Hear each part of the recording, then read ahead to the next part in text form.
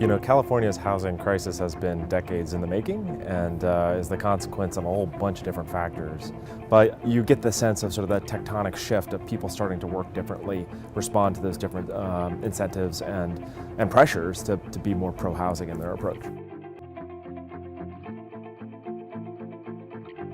Well, the election was a big moment for us for a couple of reasons. One is that the voters clearly said we want to move forward with new funding efforts. Propositions 1 and 2 will represent $6 billion of new funding to target our most vulnerable residents. So those are our veterans, our folks coming out of homelessness, our farm workers, our families right on the edge.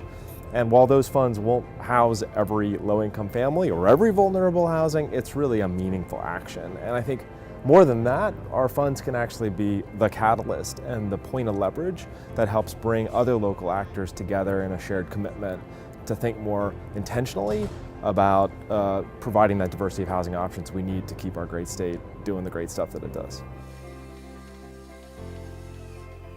Rent control may not have succeeded on the ballot, but it's certainly going to be back in the conversation. And I think we have to make sure as we move forward in housing that we are thinking about ways that we prevent disruption and dislocation. And there may be opportunities for the state to get more involved in that space. And certainly there still is an ability for jurisdictions to have some degree of rent control under existing state law. And so I expect we'll see more of that.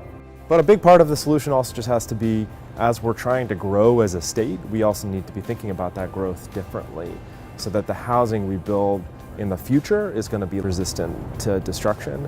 And then more of our growth happens in our areas that are closer to the core and farther away from that urban wildland interface.